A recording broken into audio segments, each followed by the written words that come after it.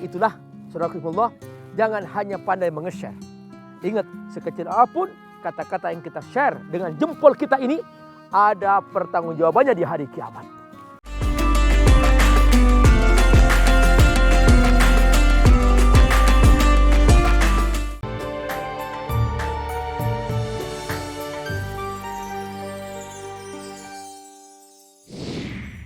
Ya, sebelumnya istri Anang Hermansyah tersebut sempat menjalani isolasi lantaran dinyatakan positif COVID-19 sepulang liburan dari Turki. Lewat video di media sosial, Ashanti pun akhirnya secara belak-belakan menceritakan kesedihannya saat baru tahu terpapar COVID untuk kedua kalinya. Ia mengaku sempat merasa down karena bulian yang dilayangkan begitu banyak netizen. Bahkan sampai menyebut Ashanti positif COVID varian baru Omicron. A'udzu billahi minasyaitonir rajim. Wa qalu li juludihim lima syahidtum alaina. Qalu antaqanallahu alladzi antaqa kulla syai'. Wa huwa khalaqakum awwala marratin wa ilaihi turja'un. Sadaqallahul azim.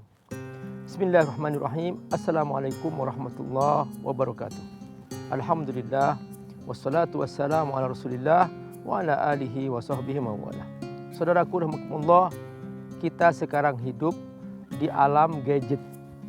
Orang begitu mudah menge-share sesuatu dan ternyata apa yang dia share bisa mencelakakan orang lain atau boleh jadi mencelakakan diri sendiri.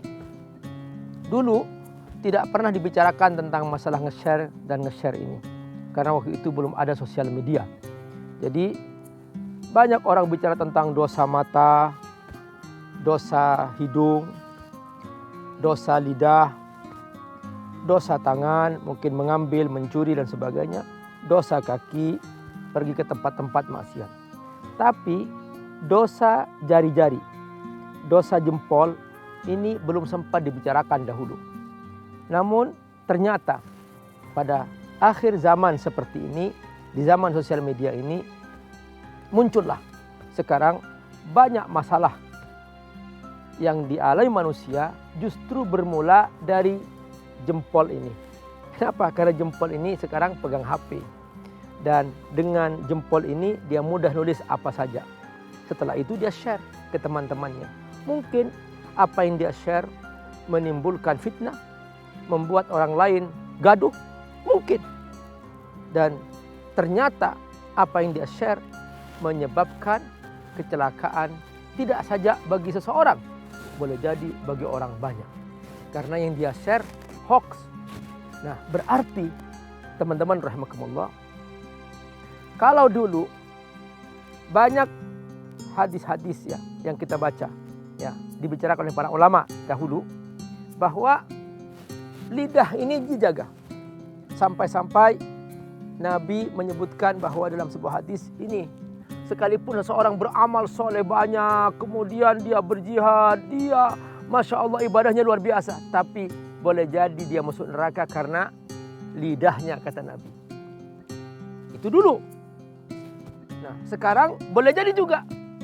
Sekalipun seorang ahli ibadah, ahli baca Quran, bahkan mungkin dia seorang hafiz Quran dan sebagainya, boleh jadi dia masuk neraka karena satu kalimat yang dia share. Karena apa yang diucapkan lidah sudah banyak terwakili oleh apa yang di-share oleh jempol ini. Nah, ini dia, saudara-saudara, kita harus segera sadar. Apa yang kita sadari? Yaitu bahwa kita akan dihisab oleh Allah Subhanahu wa taala. Ini yang ayat yang barusan saya bacakan. Wa qalu li juludihim lima syahidtum alaina. Nanti ini kulit akan berbicara. Termasuk jari-jari ini akan berbicara. Untuk apa kita gunakan? Dan dia akan memberitahukan bahwa aku telah digunakan untuk nge-share ini, nge-share itu. Kenapa? Karena jari-jari ini hanya pasukan. Jari-jari ini hanya ikut apa kata isi hati, apa kata pikiran. Kalau pikirannya kotor, jari-jari ini akan menge-share yang kotor-kotor.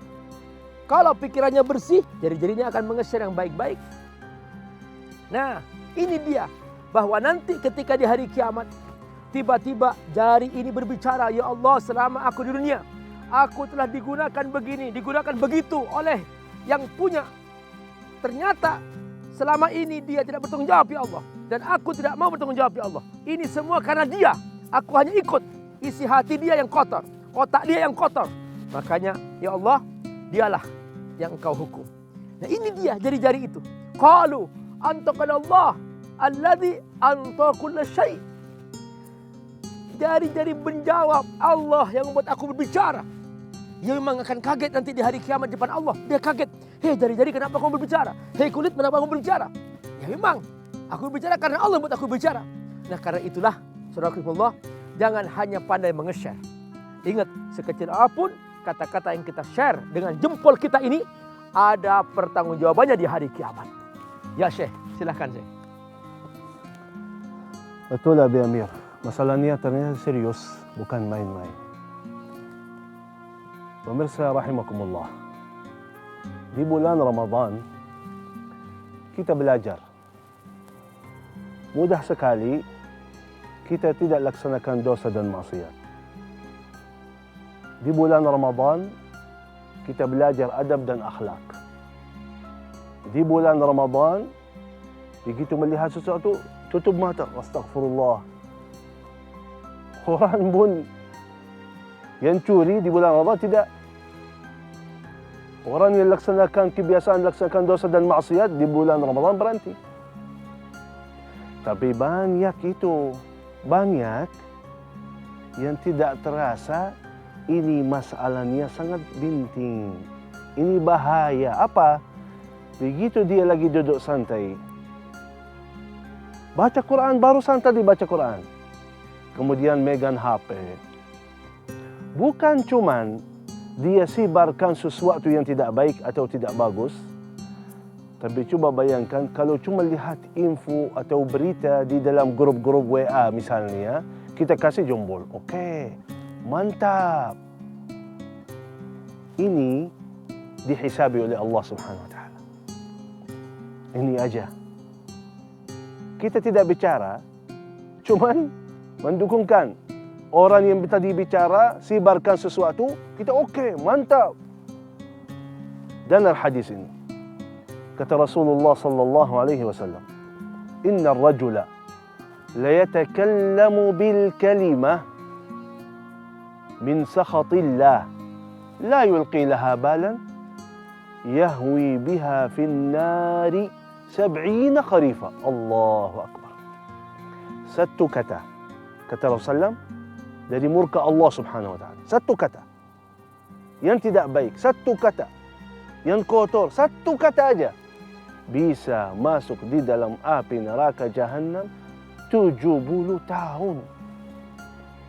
Dan sebaliknya, wa inna ar-rajula la yatakallamu bil kalimati min ridwanillah la yulqi laha balan tarfa'uhu biha a'la ad-darajat. Satu kata baik, satu kata Allah suka, Allah senang dengan kata yang luar biasa ini, anda bisa dapat martabat paling tinggi di dalam surga.